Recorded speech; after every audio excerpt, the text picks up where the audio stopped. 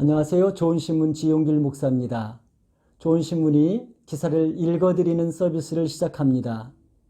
오늘 제가 읽어드릴 기사는 전광훈 이단 정죄 가로막는 보이지 않는 손 누구인가?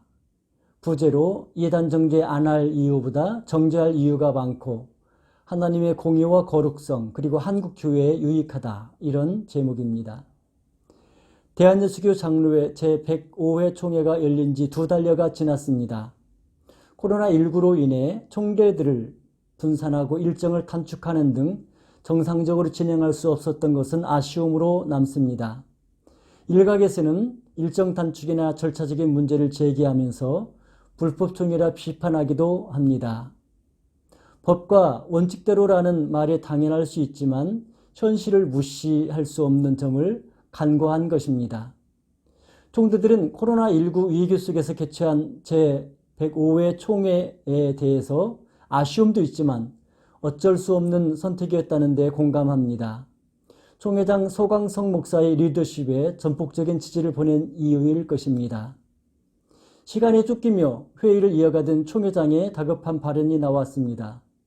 국민일보가 합동총회가 전광훈 목사를 이단으로 정죄했다고 기사를 냈다는 것입니다. 국민일보에 빨리 오보라는 사실을 알려야 된다고 말했습니다. 대한예수교 장로회 이단대책위원회 당시 위원장이 이혁희 목사였습니다. 이단대책위원회가 제105회 총회에 전광훈 이단 정죄권을 상정했습니다. 국민일보는 전광훈 이단 정죄가 통과된 것으로 보고 기사를 올린 것 같은데, 이것을 보고 오보를 차단하기 위해서 소강석 총회장께서 신속히 대처한 것입니다. 4, 5일 진행하던 회의를 하루에 마쳐야 하기 때문에 안건을 하나하나 다 다룰 수가 없었습니다. 중요한 사안 몇 개를 제외하고 대부분의 안건은 서류로 받거나 맡겨 처리하였습니다. 전광훈 이단 정죄권도 중요하기는 하지만 많은 토론이 필요해 총회 현장에서 다루기는 어려웠을 것입니다. 총회장과 임원들이 상식적이고 합리적으로 처리할 것을 기대했기에 총대들은 이의를 제기하지 않았습니다. 제105회 총회 파회 후 전광훈 이단 정죄권이 어떻게 처리될지 관심을 끌었습니다. 모든 미진 안건을 임원회에서 처리해야 하기에 총회장이 몇몇 사람들에게 자문을 구하는 것으로 보였습니다. 총회 파회 2달이 조금 덜 된 2020년 11월 19일 목요일 강남 역삼 1동에 있는 라움에서 총회 실행위원회가 열렸습니다. 안건은 교단 교류 협력의 건, 헌법 오낙자 처리 방안의 건, 교역자 최저생활기금 사용의 건이었습니다. 교단 교류 협력의 건에는 한기총을 포함이라고 단서를 붙였습니다. 임원회에 위임한 사안이기 때문에 결의를 해도 무방하지만 총회 구성원들의 관심과 협력이 필요하기 때문에 실행위원회 안건으로 내놓은 것 같습니다. 교단 교류와 협력을 할지라도 실행위원들은 한기총 포함이라는 단서의 이의를 제기했습니다. 한기총을 탈퇴할 수밖에 없었던 문제가 해결되지 않았기 때문입니다. 전광훈은 한국교회가 이단으로 지목한 인사와 교단을 가입시켰습니다. 그 후에도 한기총에는 문제가 많았습니다. 전광훈 대표회장이 한기총을 이용해 정치투쟁을 해왔기 때문입니다. 기독교는 이념이나 정파와 무관한 절대 진리인데 한국교회를 진흙탕 속의 이전 투구에 이용한 것입니다. 이단대책위원들을 중심으로 한기총과의 교류에 반대 입장을 개진했습니다. 새로남 교회 오정호 목사 등이 탈퇴할 수밖에 없었던 문제가 해결되지 않은 상황에서 한기총에 재가입해서는 안 된다고 발언했습니다. 현재 한기총은 전광훈의 여파로 와해 직전에 있습니다. 한기총의 허울이 필요해 남아있는 군소교단과 양의 탈을 쓰기 위해 한기총을 이용하는 이단 세력이 동거 중입니다. 그마저도 전광훈의 구속과 반대 세력의 소송 등으로 명맥만 간신히 유지하고 있습니다. 이런 상황에서 대한예수교 장로회 총회가 한기총을 포함한 교류 교단 교류와 협력을 하겠다는 것이기 때문입니다. 한국교회의 이미지를 손상시켜 편향된 이념 집단으로 변질시킨 한기총과의 교류 협력 그리고 재가입은 필요할까요? 문제가 해결되지 않았는데 합동의 한기총에 재가입해서 오명을 뒤집어쓸 이유가 없다는 것입니다. 실형위원회에 상정한 안건을 논의한 후 기타 안건을 토의하는 시간이 되었습니다. 한기총 문제와 별개로 지난 105회 총회에 상정되었던 정광훈 2단 정제권에 대한 문제가 대두되었습니다. 대한뉴스교 장로회 총회 산하에는 2단 대책위원회가 있습니다. 기독교의 진리를 수호하여 보존하기 위해 2단이나 2단성이 있는 인사나 집단에 대해 연구하고 대책을 마련하는 상설기구입니다. 지난해 2단 대책위원회는 한국교회 주요 8개 교단 2대위와 교류하면서 전광훈을 2단으로 정제해야 한다는 결론을 내렸습니다. 당시 2대위 위원장이었던 이혁희 목사의 말에 의하면 8개 교단 2대위에서 전광훈에게 질의서를 보냈다고 합니다. 이번 2단 여부를 결정하는 상황에서 당사자에 대한 조사가 필요했기 때문입니다. 전광훈 목사가 한 발언, 잘못된 발언을 여러 차례 했는데 그 발언을 한 이유가 무엇이고 또 그 의미가 무엇인지 물었습니다. 이에 대한 전광훈의 답변은 너무나 황당했습니다. 전광훈의 답변은 성령이 충만해서 그랬다는 것입니다. 앞에서 언급한 제105회 총회는 이대위의 보고를 받고 처리해야 했습니다. 임원회가 이대위의 보고를 받아들이는 것이 순리이고 하나님을 모욕하거나 비성경적인 주장을 해온 전광훈에 대해 총대들이 위임한 전광훈 2단 정죄권을 처리해야 합니다. 전광훈의 발언이나 답변은 전광훈이 2단임을 드러내주고 있습니다. 그런데 이상한 일이 벌어졌습니다. 2단 대책위원회가 상정한 전광훈 2단 정죄권에 총회에 상정되지 않았다는 것입니다. 총회 산하의 2단 대책위원회가 제104회 총회의 위탁을 받아서 연구해서 상정한 안건이 어떻게 사라질 수 있을까요? 2단 대책위원장 배만성 목사가 이런 사실에 대해 질의하였습니다. 소강석 총회장에 따르면 전광훈 2단 정죄 건이 무슨 이유인지 모르지만 정치부에서 기각된 것으로 보인다고 해명했습니다. 전광훈 2단 정죄에 대한 유보적인 발언도 했습니다. 2단으로 정죄하기 위해서는 전광훈이 책을 써서 2단을 주장했거나 교주로 자처해야 하는데 그런 구체적인 것이 없다는 것입니다. 과거에는 그랬습니다. 주장이나 발언을 2단이라 정죄하기 위해서는 책이나 서면으로 된 기록이 있어야 했습니다. 주장이나 발언을 했을지라도 사라지고 내가 언제 그랬냐 하면은 증거를 삼을 수 없기 때문이지요. 기존에 해오던 방식대로라면 전광훈은 자기를 교주로 자처하거나 이단성 있는 문제를 발행하지는 않은 것으로 보입니다.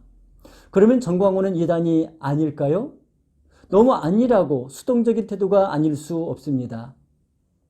전광훈 2단 정죄권은 매우 중요한 사안입니다. 하나님의 영광을 훼손하고 기독교의 진리를 왜곡한 것이기에 소극적으로 수동적으로 정치적인 고려를 가지고 묻어두어서는 안 됩니다.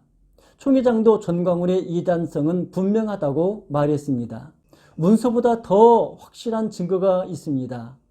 문서는 조작될 수도 있지만 녹음 파일이나 영상은 성문 분석하면 전광훈의 목소리라는 것이 분명하고 또 동영상을 통해서 조작이 안 된 것이 분명하다면 저 사람은 전광훈이고 저런 말을 했구나. 누구나 인정할 수밖에 없는 그런 증거가 있다는 것입니다. 전광훈 2단 정죄에 머뭇거리는 이유가 하나 더 있는 것으로 보입니다. 우리 교단 내에 많은 목사와 장로도 전광훈 집회에 참여해서 지지했기 때문입니다. 전광훈을 2단으로 정죄하면 이들도 2단 참가자가 될 수 있다는 말입니다. 전광훈을 강력하게 지지하고 추종하는 사람들이 우리 교단에도 있습니다. 교단을 사랑하고 모든 구성원을 품어야 하는 총회장으로서는 당연한 고민일 수 있습니다. 이러지도 저러지도 못하는 심정은 이해합니다. 그것이 능사일까요? 교단 내 인사들이 강력하게 정광훈을 지지하고 따르기 때문에 정광훈을 이단으로 정죄하는 문제를 고민해야 할까요? 저는 그렇게 생각하지 않습니다. 오히려 그것이 정광훈을 이단으로 정죄해야 할 이유입니다. 이단이나 마귀는 얼굴이 흉측하고 머리에 뿔이 난 존재가 아닙니다. 그렇다면 얼마나 좋을까요? 지피지기면 백전백승이라고 했습니다. 정체를 분명히 알 수 있으니까 싸우고 반대할 것입니다. 그런 이단에 빠질 사람은 없습니다. 정광훈의 경우는 정체가 불분명합니다. 성경도 꽤 잘 가르치고 성령 체험도 바랍니다. 기도도 잘하고 문제가 있긴 하지만 설교도 회중들과 교감하면서 재미있게 잘합니다. 정광훈이 하는 말을 듣는 사람들의 귀에 쏙쏙 들어갑니다. 정광훈이 목사라는 이름이나 한기총의 허울을 뒤집어 쓰지 않고 자기 이념이나 자기 정치 발언을 한다면 문제가 되지 않을 수 있습니다. 개인 성향 때문에 따라갈 수는 있지만은 기독교인이기 때문에 그를 따르는 그런 일은 없을 것이기 때문입니다. 정광훈은 목사라는 이름으로 발언했습니다. 기독교의 이름으로 선동했습니다. 정광훈의 주요 대상은 기독교인이고 복음을 전하는 것처럼 하나님의 뜻을 선포하는 것처럼 성도들에게 자기 이념과 정치를 선전했습니다. 정광훈의 주장은 기독교인이라면 이런 이념으로 받아들여야 한다고 주장합니다. 성도라면 특정 정파를 지지하거나 반대해야 한다고 미혹합니다. 교단 내 많은 목회자와 성도들이 정광훈의 선동에 빠져들었습니다. 다수가 정광훈을 따르기에 이단 정죄를 주저하는 것이 맞을까요? 아니에요. 반대로 다수가 미혹되고 잘못된 길로 빠져들기 때문에 정광훈을 이단으로 정죄해야 하는 것이고, 그래야 정광훈에 빠졌던 사람들이 잘못을 깨닫고 뉘우칠 수 있는 것입니다. 정광훈의 문제는 정치적인 것만이 아닙니다. 하나님과 성령님에 대한 회방, 신성모독을 했습니다. 친밀감의 표현이라며 변명합니다. 자기를 따르지 않으면 생명책에서 지운다고 협박합니다. 이래도 정광훈이 이단이 아니고 교주가 아닙니까? 기독교 지도자라는 원로들조차 미혹되어 있습니다. 원로들이 정광훈을 이 시대의 사사요 선지자라고 합니다. 발언에 흠이 있지만 삼손을 쓰셨듯이 하나님께서 정광훈을 사용한다고 궤변을 말합니다. 이스라엘 백성들은 하나님의 놀라운 역사를 경험했습니다. 그들이 어찌 하나님을 잊어버리겠습니까? 어떻게 하나님을 배반할 수 있을까요? 그럴 수 없습니다. 그래서 이스라엘은 하나님을 바르게 섬겼습니까?